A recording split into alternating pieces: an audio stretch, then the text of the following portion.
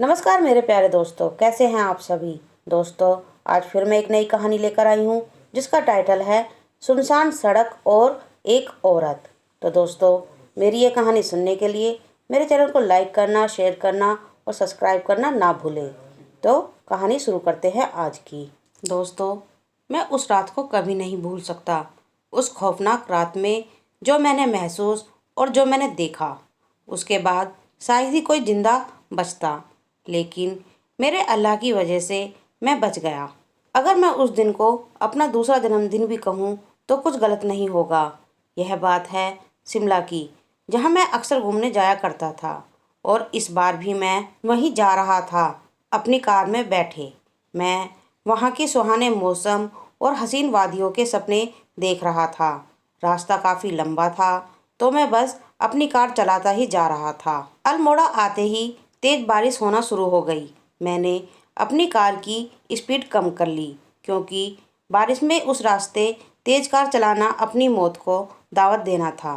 अब मेरी car 60 kilometre की स्पीड से चल रही थी। बारिश तेज होने के कारण सामने का रास्ता कुछ ठीक दिखाई नहीं पड़ रहा था। कुछ दूर चलने के बाद भी जब बारिश नहीं रुकी, तो मैंने निर्णय किया कि क्यों ना मैं अपनी कार यहीं रोककर बारिश के रुकने का इंतजार करूं।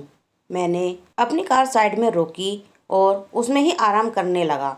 बारिश का मौसम होने के कारण मुझे नींद आ गई और मैं वहीं सो गया। अचानक एक आवाज़ से मेरी आंख खुल गई। मैंने देखा कि विंडो पर एक औरत अपने बच्चे के साथ खड़ी है। वो एक टक मुझे ही देख रही है। उस औरत ने सफ़ेद रंग की साड़ी पहन रखी थी। आंखों के नीचे काले घेरे पड़ चुके थे। हाथ में एक कटोरा लिए वो मुझे ही देखे जा रही थी। उस तेज बारिश में वो एक उसका बच्चा भीग रहे थे। मुझे लगा कि शायद इनको भूख लगी है। मैंने अपने वॉलेट से कुछ पैसे निकाले और उस कटोरे में डाल दिए। वो औरत वहाँ से बिना कुछ कहे वहाँ से चली गई। मैं अपनी कार से नीचे उतरा और उस औरत का पीछा करने लगा। मैंने देखा कि उसने एक दुकान से कुछ खाने के लिए लिया और एक कोने में जाकर खाने लगी। मुझे वो थोड़ा अजीब लगा। मैं उस औरत के पास गया और बोला, तुम्हारा कोई घर नहीं है, और ये तुम अपने बच्चे के साथ इतनी बारिश में यहाँ क्या कर रही हो। औरत ने मेरी तरफ एक अजीब सी निगाह करते हुए कहा, नहीं, मेरा कोई घर नहीं है, मैं यहीं सड़क के किनारे रहती हूँ। मैंने उससे कहा कि अच्छा, ठीक है। उस औरत ने फिर मुझसे पूछा, साहब, क्या आपकी गाड़ी खराब हो गई है। मैंने कहा, नहीं, इतनी तेज बारिश में आगे जाने से अच्छा मैंने यहीं रुकने का फैसला किया है। औरत ने पूछा कि साहब, आपको कहाँ जाना है, मुझे बताइए। मैंने कहा, मुझे शिमला जाना है, लेकिन ये बारिश। उस औरत ने कहा कि साहब, आप एक कच्चे रास्ते से जा सकते हैं जो सीधा शिमला की तरफ जाता है। मैंने हैरानी से पूछा, तुम्हें कैसे पता। औरत ने कहा कि मैं यह कई सालों से रह रही हूँ, इसलिए मुझे यहाँ के सारे रास्ते पता हैं। आप मेरी बात मानिए, उसी कच्चे रास्ते से चले जाइए। मैंने उस पर भरोसा कर लिया, ये सोचकर कि शायद इसे यहाँ के रास्ते पता हैं। मैं अपनी कार में बैठा और कच्चे रास्ते की तरफ चलने लगा। मैंने ये रास्ता पहली बार देखा था, क्योंकि जब मैं यहाँ आया था सड़क से ही गया था। मैं धीरे धीरे आगे बढ़ने लगा। रास्ते के बीचों बीच आकर मेरी कार अचानक रुक गई। उस सुनसान रास्ते में मेरे अलावा और कोई नहीं दिख रहा था, और ऊपर से गाड़ी भी खराब हो गई। मैंने सोचा कि कहीं मैं गलत रास्ते तो नहीं आ गया।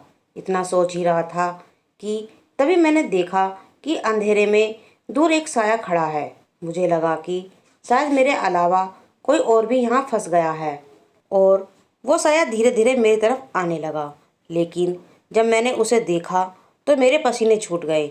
मैंने देखा कि ये तो वही औरत है जिसने मुझे ये रास्ता बताया था, लेकिन वो मुझसे पहले यहाँ कैसे पहुँच सकती है। मैं उसे देखकर बहुत डर गया। वो औरत मेरे बहुत करीब आ चुकी थी और एक अजीब सी निगाहों से मुझे देखते हुए बोली, साहब, क्या हुआ, गाड़ी खराब हो गई क्या। मैंने कहा, नहीं नहीं, ऐसा कुछ नहीं है, तुम यहाँ मुझसे पहले कैसे आ गई। उस औरत ने हंसते हुए कहा, मैंने कहा था ना साहब, मैं यहीं रहती हूँ और मुझे यहाँ के सारे रास्ते पता हैं। मैं कहीं भी आ जा सकती हूँ। इतना बोलते ही वो औरत गायब हो गई।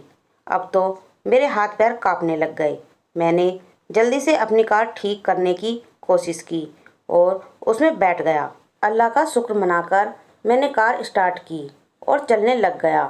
कुछ ही दूरी पर चलने के बाद मेरे होश उड़ गए।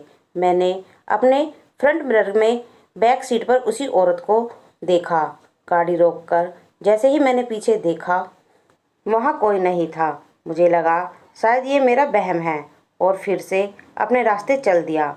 लेकिन इस बार तो वो औरत मेरी साइड वाली सीट पर आ गई और मुझे देखकर ज़ोर ज़ोर से हंसने लगी। उसने मुझ पर अचानक हमला कर दिया, लेकिन वो चिल्लाकर पीछे हट गई। मुझे समझ नहीं आया कि ये क्या हुआ।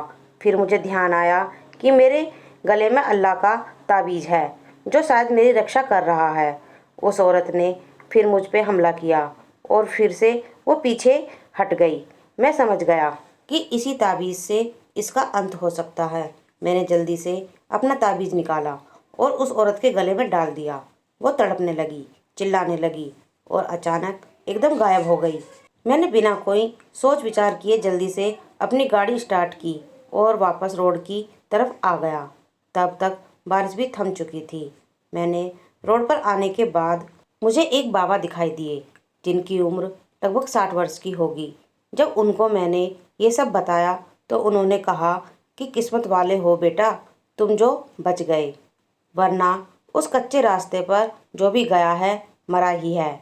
मैंने पूछा, बाबा कौन है वो औरत? उन्होंने बताया, बेटा कई साल पहले उसी रास्ते पर उस औरत का एक्सीडेंट हो गया था, तभी से वो हर गाड़ी वाले को मार देती है। तुम्हारा नसीब अच्छा था जो तुम बच गए। बाबा इतने कहकर वहाँ से चले गए। अब मेरी शिमला जाने की हिम्मत नहीं थी, इसलिए मैं वापस अपने घर की ओर निकल गया। घर आकर मैंने सब कुछ अपने घर वालों को बताया तो सबने अल्लाह का शुक्रिया अदा किया। लेकिन फिर उसके बाद से कभी भी उस कच्चे रास्ते पर किसी और को वो औरत नहीं दिखी थी। तो दोस्तों, मेरी ये कहानी यहीं समाप्त होती है। आपको यह कहानी कैसी लगी कमेंट में लिखकर ज़रूर बताएं। धन्यवाद।